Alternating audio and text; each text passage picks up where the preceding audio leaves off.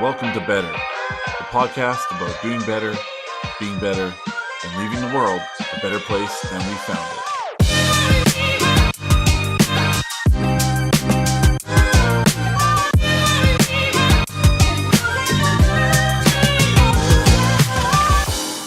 What's going on, everybody? Welcome to Better, the podcast about doing better, being better, and making the world a better place. The slogan that came out of nowhere, and we just kind of said it, and it stuck. If you hear snoring in the background on this episode, it is not that my guest is boring. It's that I'm taking care of my girlfriend's dog while she's in Croatia, and it's a pug. Need I say anymore? So if you guys want to find us online, Better Podcast, put it into any search bar and any network, you will find it. If you're trying to find me personally, you want to ask me questions on Instagram, it's Better Call J Hall, and that's how you can reach out to me personally. This is part 2 with Dr. Nick Sotelo talking about anger in men, which is a subject that I am very, very interested in. So part 1, we talked a little bit about the triggers for anger. We talked about what a single mom could do if she has boys that are coming up that are exhibiting signs of anger. Talked about the steps and, the process. And I definitely recommend, if you're interested in part 2, go back right now. Just stop it, go back to part 1, listen to that, because it'll give you some valuable information and some great background on the doctor we have here, and then come back for part 2, because this is one that I am still working on, and that is talking about the subject of anger online.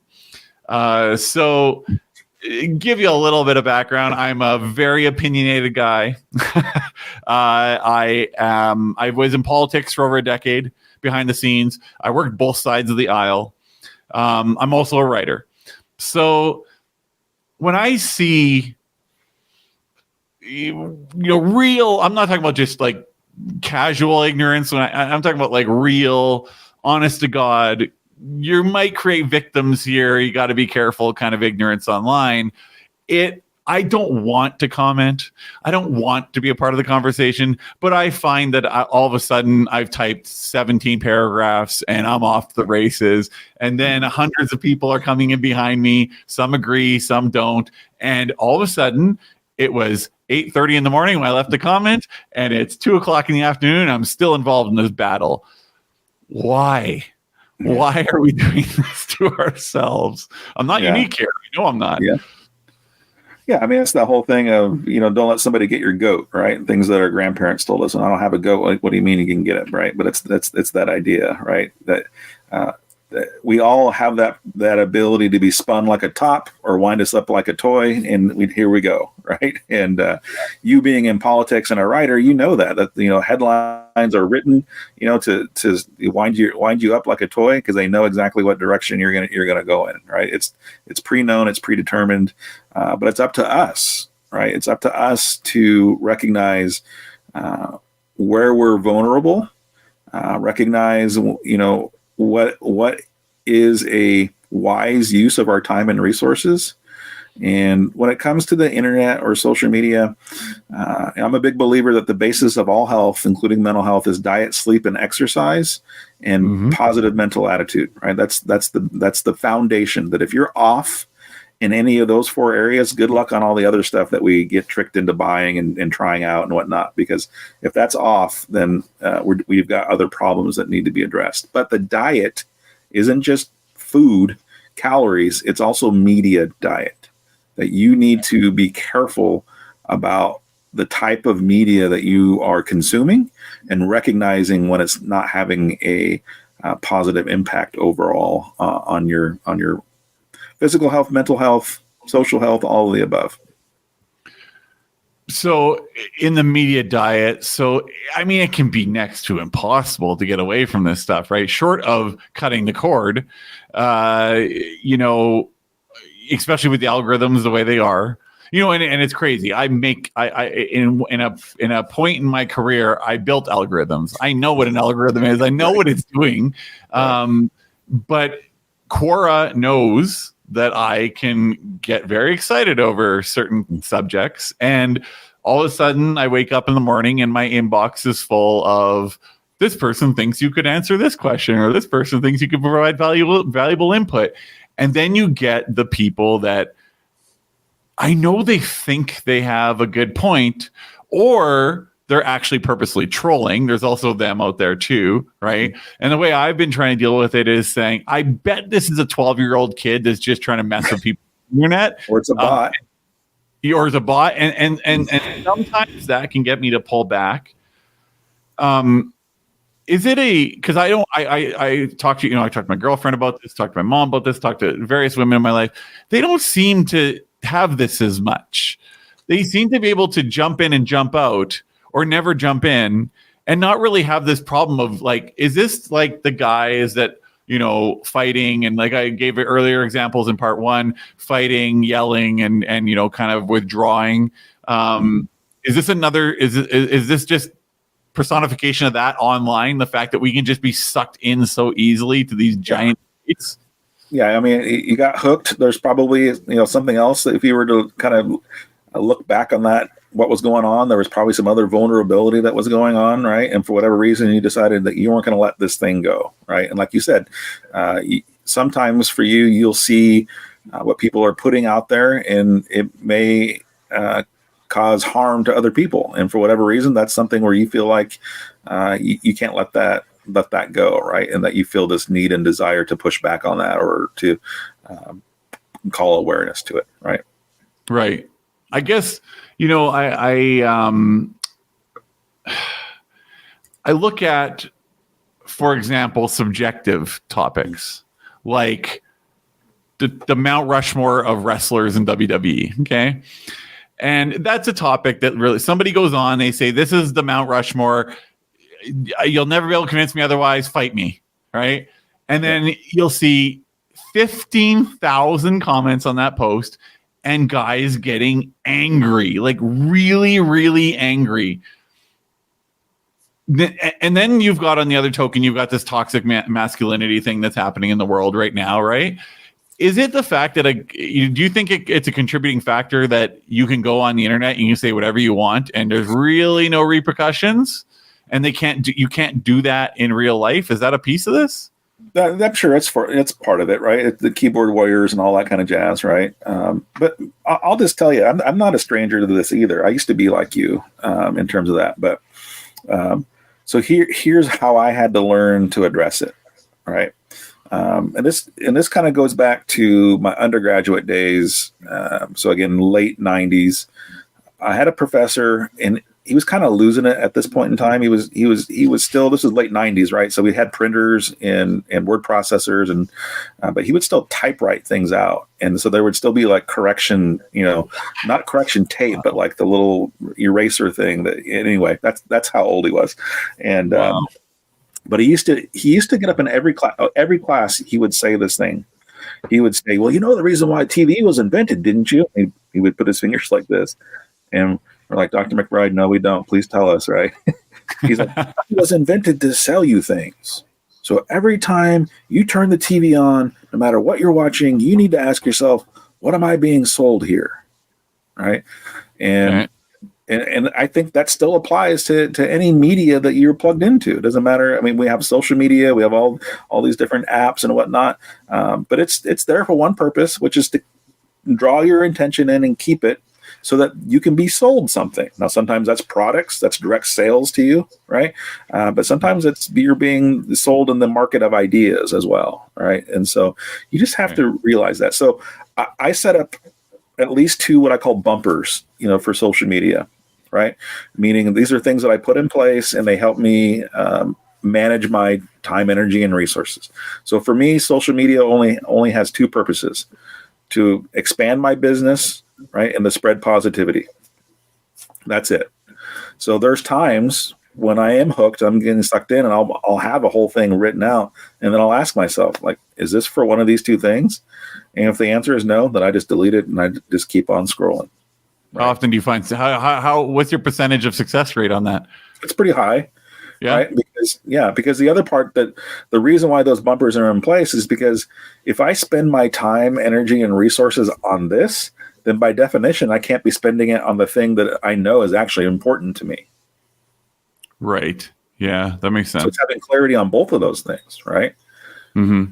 Yeah, and that's the part of the resilience of the anger resolution, right? Figuring out who you are and what's most important to you, and then how do you structure yourself every day so that you're closing that gap, right? And arguing with people online probably doesn't fall in line with who you are and what you really want and closing that gap. Maybe it does, and that's okay. Maybe it does, but it probably doesn't.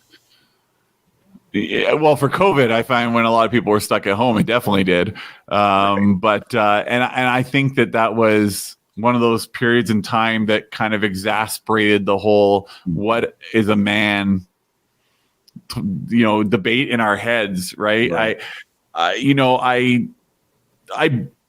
tend to lean, without the abuse and the cheating and all that, I tend to lean to a more traditional outlook on what a man is. Now, obviously, I'm not out, killing deer every day for dinner and all that sort of thing and catching fish with a spear.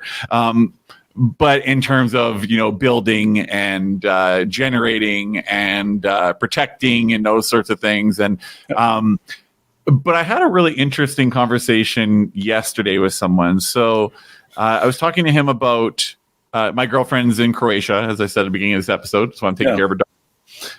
Who, can you hear her snoring right now? Perfect. Nope. I got these mics specifically to drown out her snoring. So that's perfect. But she's in Croatia right now, and I posted a story and I said something, rather cheesy, and I miss her. We've been, we're going 3 weeks, no her, it's a pretty, I'm in a really good, solid relationship. So 3 weeks without her feels like a lifetime. And he went out of his way to bust my balls about it. Right. He's like, oh, for a guy that, is so manly, it's kind of a pussy thing to do, to put that up. And I was like, but isn't part of, being a proper man, we'll say, to be there and to be present and to be, in your relationship, full, treat a woman with respect. Right. And he got he started raising his voice at me, and he was very easily triggered. So I said to him, because this podcast is coming up, because the last couple of days I've been talking to guys about this, said to him, why are you so angry about the fact that I posted this story about missing my girlfriend? Where does that come from? He said, don't shrink me. Right. And I said, well, I'm not shrinking you. I'm asking a question because you are losing it right now. You're so angry that you can't, your face is red, your voice is raised, you're clenching your muscles like you're the Hulk over this, and he didn't calm down. He just kind of hollered for a bit, and then the subject got kind of changed by somebody else we saw that we knew, and it kind of dissipated. But so he's 47. Okay. So at 47, he's still having these reactions. So we talked about in part one about what can be done for kids. What about a guy who doesn't even how do you get someone like that to even recognize that he has an anger problem? Yeah, I mean, I went in three different directions there, but I was throwing the question as I was saying what I was saying. Unfortunately, on the first episode, we talked about how do you prevent it, right, before they get to that point. Yes. But a lot of times, the majority of the men that I work with are ones that have really made a mess out of things, right? And so they've tried to do this alone, or they've tried to ignore the problem, they've tried to brush it off, but oftentimes they wind up against an ultimatum, right? So they've been kicked out of the house. They've been threatened to lose their job. There's a lot of they don't get invited to things because nobody wants to be around you because they it's that vibe that you put off, right? And so oftentimes men can be put into a do this or else, get help or else scenario. And that's where I see a lot of the ones that I wind up working with, and I'm okay with that, right? Because I know that there's a pathway back through that. But, I think it's if I could wave my wand, then the men would be men of honor and they would take accountability. And so it's that, you mentioned AA, right? It's that taking an honest appraisal of yourself, right? And so, having that interaction with Jay, I would want your friend to kind of evaluate his day at the end of the day, be like, what was going on there? Right? What was that about? But not everybody's self-reflective to that point. And you brought up Stoicism on the front end of our call, right? Right. Stoicism it's a great stance and approach to this. And it's not that Stoics don't have feelings or they don't have emotions, but they know, like you were saying, they know how to not let them carry them away into behaviors that are going to cause more problems, right? So, right. How do you get a guy to recognize? Well, I mean, you just have to look at, you judge a tree by its fruit, a good tree versus a bad tree, right? And so that's not easy because most guys they don't want to admit that there's a problem or an issue, right? Don't shrink me, right? So right. So how could I have handled that better? Because this isn't the first time that's happened with him. Yeah. And I know I'm not the trigger because it happens with other people. I've heard people talk about it. So what could I? Because I when he's not like that, he's a very good guy. I like him. I like hanging out with him. How do I contribute to making his life better by getting him to recognize this? Yeah. So. Short of giving him your website, of course. Right. Absolutely. Yeah. But just a little bit of brain education, right? So this is your brain. This is your brain stem. This is your frontal cortex where, your rational and your thinking, your consequential thinking is, right? Underneath that is your amygdala, right? This is where your feelings and emotions live, right? So once somebody gets triggered, right, you activate the amygdala and then it starts to cause your prefrontal cortex to come offline. And so now you're being, dominated by your thinking, feeling part, and then your survival part of your brain, right? So when you recognize, like in this situation, once he starts to escalate, you're recognizing, something else is going on there. You can't expect that person to be rational in that moment. You just can't, right? And so your goal there is to, calm the situation down. But once the gentleman is back, maybe you could, invite a conversation, and to say, hey, I don't want to be, your shrink. That's not what I'm trying to do, but I just can't, I'm still thinking about that conversation we had before. Would you be open to talking about it sometime? Just invite it and see what he does with it. He may say, go to hell. Okay. Right. That kind of knows where you're at around that. But, he might also say, I guess if it's still bothering you, then I guess we can talk about it, right? A little bit of ambivalence is okay. Drive a truck through that, right? And see what's going on. But, in the moment, you're probably not going to make any headway. But coming back around later on when, when the brain is fully, functioning and back online, you might get some headway there. Is there ever a point where you feel like, what's a way to word this? Have you gotten to the point where you try to work with someone and then the only solution is to get into medicine or something where there's an actual chemical problem, a mental problem? Is it, or is anger generally something that can be dealt with without that? Yeah, I'm not a big believer that you can medicate your way out of a problem with anger. I'm actually not a huge proponent of medications just in general for things that are, quote unquote mental illness. So yeah, I'm gonna tip the other direction. This going to be on video. People are going to watch me here. You're both, but yes, if you're for anybody that's listening right now, you might want to go check out the YouTube. Yeah. So if this is the way I show my students, right? And I worked inside a facility for many years, and so I used to pass meds. So I had a front row seat, on giving meds to multiple people over multiple years and decades.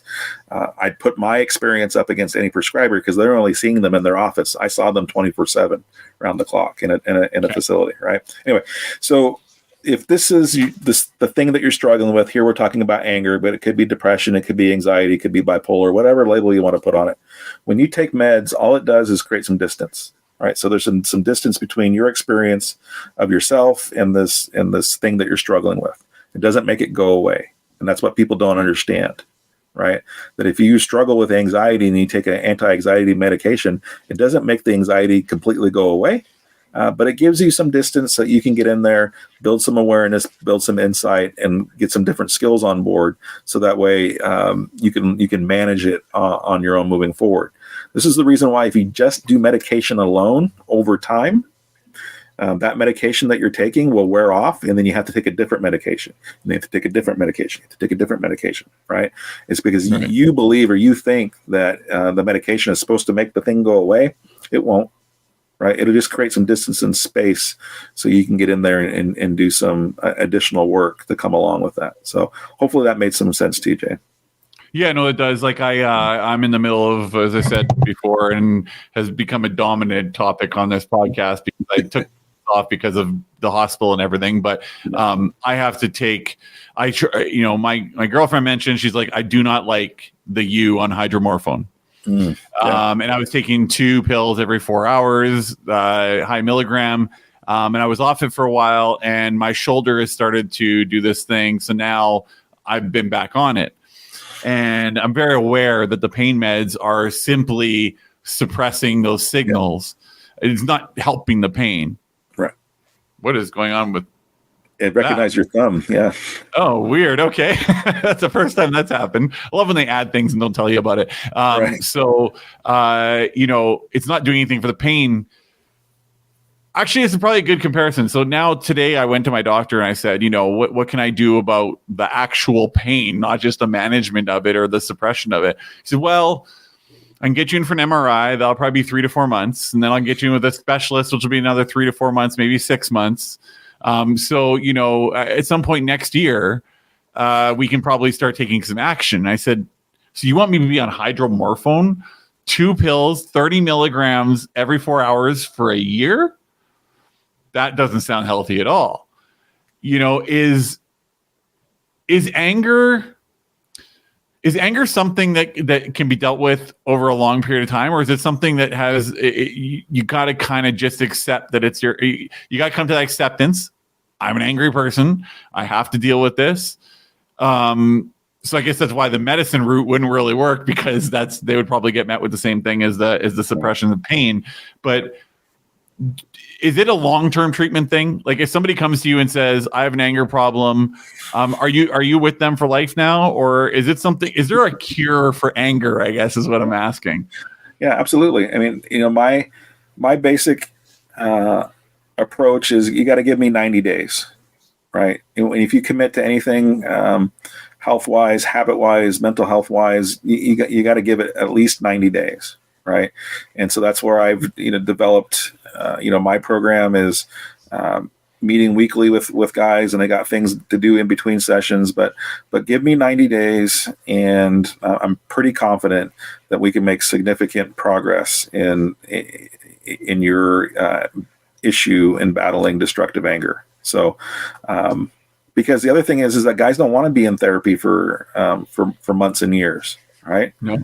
And so I don't want them to be either, right? And so through, again, developing the insight first phase, developing the resilience second phase, and then actually doing the deeper important work of forgiveness, as long as that person does their work, they're going to see results. And if not, I mean, there's always an exception to the rule. And then we look at what else is going on and figure out what needs to be done if we still have work to do. Yeah, because I find in traditional therapy, usually there's no end point. It's just kind of something like there's no you found the princess, you're good to go kind of thing, right? Right. But with this, it sounds like. Maybe that's because therapy doesn't really have a specific goal. It's more just to explore what's going on in that moment and help you through it. But that's interesting. So 90 days to kind of get a hold of the situation. That's not that long in the grand scheme of things compared to what other treatment plans for pretty much everything we go through, whether it be physical or mental, is. So that's really cool. 90 days. Wow. So I guess, okay. So let's say, to put a little bow on this here. Let's say somebody's sitting at home right now and they're saying, my mom or my dad, my brother, my son, I know that they have this issue. I've been dealing with it. It stresses me out. I really want them. I think Dr. Nick Sotelo sounds like a genius in the area. I want this person to go and go to your link with the /tools and get started on this. How do they broach that subject? I know we talked about kind of like what I could say once everything's calmed down, but at a really finite level, how does somebody leave this podcast and broach that with somebody to the point where it's constructive? Yeah. Yeah, I mean, I get that quite a bit. I actually get a fair amount of moms, aunts, grandparents that are reaching out on behalf of the men in their life, whether it's sons, brothers, husbands. So I do have that experience quite often, and I think it's you have to have the courage and the boldness to level with the person. Right. And again, if this is somebody who's big and scary and that you're concerned to even bring it up, well, get some help, right? Get somebody else that can help you deliver that message. But you have to deliver it in love. Again, this is going to push on capability. And do I have what it takes? Oh, you think I have an anger problem? You want me to go? So I get that, right? There's some risk there with that, right? So as much as you can deliver that message with acceptance and love, and with the idea that it's in that you have their best interest in mind, then that message is going to be received much better, right? Nothing's perfect, right? Again, if somebody's really up against it with anger, then obviously it's going to be dicey to bring them, to that point. It's my approach to it is, it is man to man. It isn't blaming or shaming. It's not being judgmental. This is the problem at hand. How do we fix it, right? How do we make this so that it is no longer a problem for you in your life, right?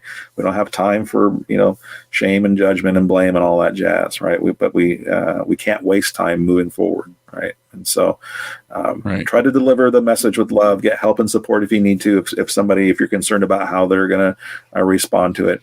And, probably, again, one of the easiest ways is just get one of my, get the toolkit, get the tactical anger toolkit, go through it. And if it makes some sense, then they'll know how to, get closer to me in terms of reaching out to me and getting help for me. Okay. And then the last question I like to ask, it's dark, but what about the person that tries that? I'm not even putting a thumbs up. What is going on here? I'm going to leave my hands out of the frame here. What about the person that tries that and is met with anger? Yep. At what point is it scary and it needs to go in other directions? Yep. If you know what I mean. Personal safety is paramount, right? That if somebody is, at risk of harm or violence, then you need to separate yourself from that person, right? There's just, and that might mean you might have to call the cops, right?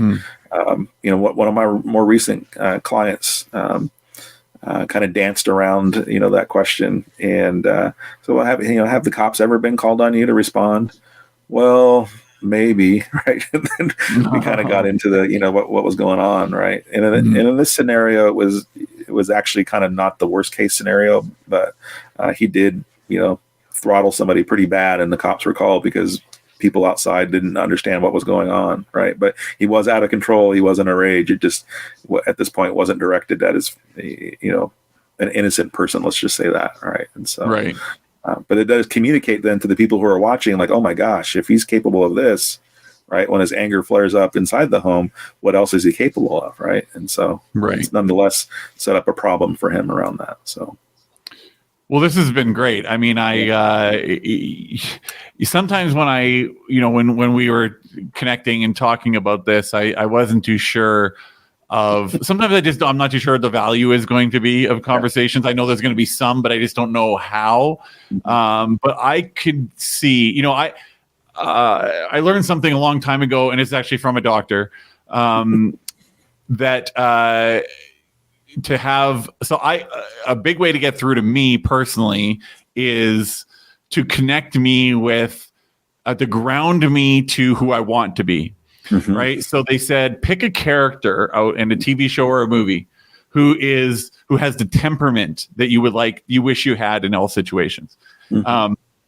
I get made fun of this for this all the time, but I watch General Hospital with my mom. It's been a thing we've been doing for decades, and there's a character on there named Jason Morgan, and he is quite stoic, and his emotional responses are what I think every man should have for an emotional. He's just he listens, he thinks, he responds, he doesn't get angry unless it's like somebody shooting at him or something crazy, which is not a typical life scenario. So I said to my girlfriend when we started dating, I said to her, if I'm acting like I shouldn't, just don't say anything except Jason Morgan. Right. Perfect. Yeah. And I find it works. Mm-hmm. Is there, I guess there's probably triggers like whatever individual you would just to end this off. So when you work with a guy, you're going to find those individual cues that might help and give them the tools they need. So that's, I kind of went through, I think I might still need you a little bit, but I think there's been a lot that I've been able to figure out just because I've got a research background. I spent a lot of time on white papers. Like I'm the weirdo that goes on JAMA and like spends all night reading because it's compelling to me. Right. But I want to say to every guy, because I have a large female base, a female audience, but there are a lot of guys that listen to that. If you guys feel like we're talking about you, we are. Mm-hmm. Right. And you're going to say your website right now with the tools link, which is? Yeah, it's www.stopangertoday.com/tools. Go there. Mm-hmm. There's no shame in it. There's absolutely nothing to feel bad about. This is actually, if you do this, you take this step, this is your first step to being better. And if you're listening to this podcast or watching it, chances are that's your goal. Try it. Be better. Be better. So that's just how I want to end off, because I think in my own journey with trying to be less angry, it's made me a better person. It's made me more empathetic, understanding. It's made me a little bit less unapproachable. I'm still not the hugest people person in the world, but I'm also not going to flip out because of something stupid that happens in the situation. Right. I'm more open to conversation than I've ever been. And I want that for all of you guys that are watching, and any women that are watching or listening that have a man in their life. If you can't figure out what that first step should look like, go to that website too. One more time. Yeah, www.stopangertoday.com/tools.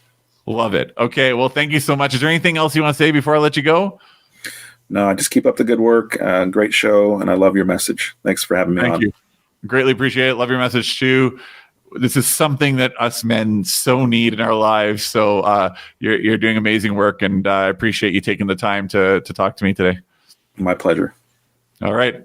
Okay, guys, that's it for better. That's it for this episode. If you can help people be better, either leave comments or do it in your personal life, whatever. But just like Dr. Nick Sotelo said, positivity kind of, it's one of those things that you can spread, and it spreads like wildfire. So if you have the opportunity to be positive and make somebody's life better, please do so. And that's it for this episode. And I can't wait to talk to you guys again very soon. Later. Thanks for checking out Better. If you got to the end, it must mean you liked the episode, right? So how about 5 stars? Maybe a sub, maybe a share. Great universal comment points. And good luck on your better journey.